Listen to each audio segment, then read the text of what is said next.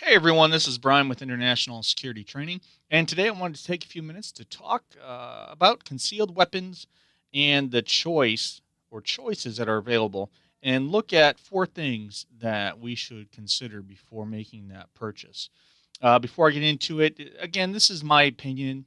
Anybody who hasn't had the opportunity to check out my bio yet, go ahead and check out my resume on the About Me portion of the website. And if you can't find it, shoot me an email and I'll send it to you. You know, I've been in the military, private contracting, and security and bodyguard work or executive protection lane for a long time.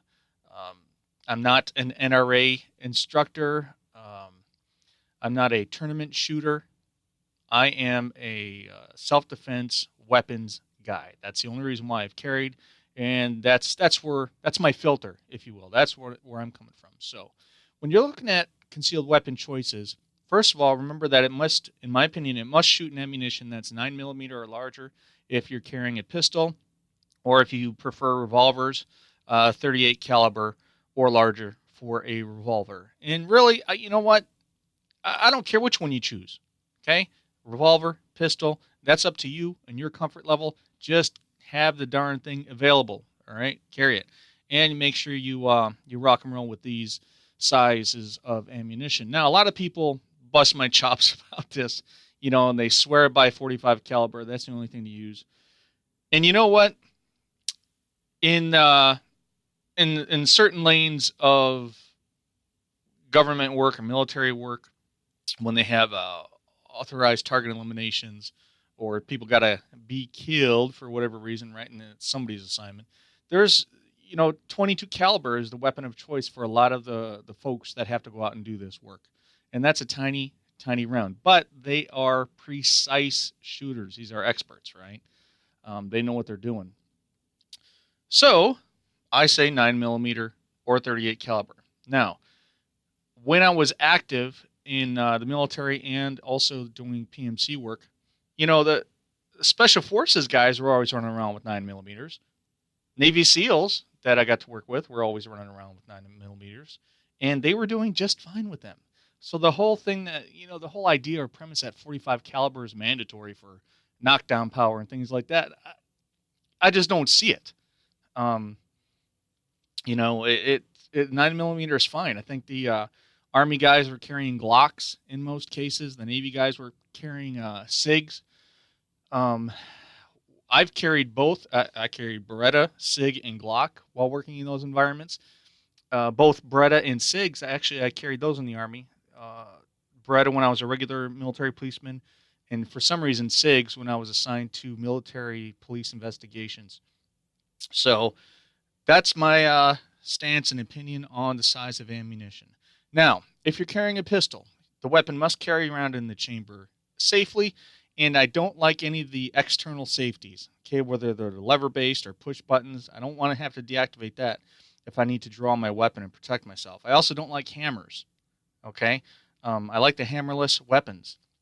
There's a lot of them out there. It used to be just Glock, but now there's a ton of them. So go shopping and look for a weapon that has the internal hammer. If it's a revolver, same thing. You don't have to have external hammers anymore or safeties. Okay, so geez, within 5 feet of me right now, I've got pistols and revolvers, and they all follow these guidelines. Okay, if you're carrying a pistol, 10-round capacity, and pistols, 6-round revolvers. Don't get the.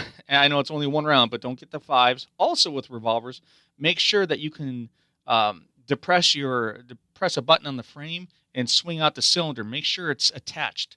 A lot of revolvers, the smaller they get, you actually have the pin that you remove from the cylinder, and it falls off. It's two separate pieces. Make sure your revolver is not any of that kind of garbage. All right.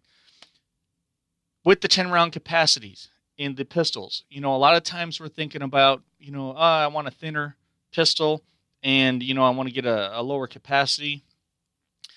Okay, I guess my Glock 26. I've got a baby 9 millimeter.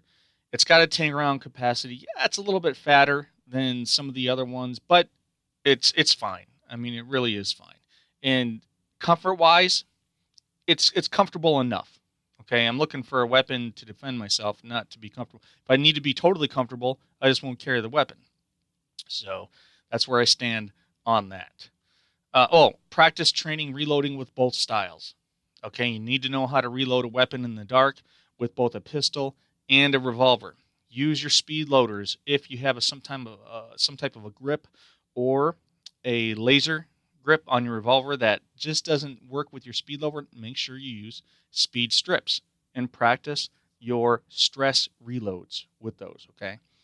Also, do research. Okay, the weapon that you choose must be proven to be reliable in emergency situations. The I would look things up and try to find articles written by the military and law enforcement.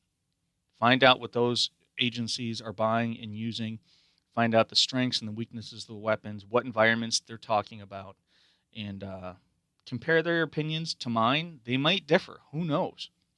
I've already told you the filter that I'm kind of looking through. And I know that some people disagree with me, but I can tell you what, I've had to use my weapon in life and death situations, and these choices haven't failed me yet. So part of that is, skill and training. The other part of that is luck, and I'll take luck any time of the week. So that is all I have to say on the concealed carry weapon choices. If you have any questions, shoot me an email. Other than that, stay safe, and we'll see you next time.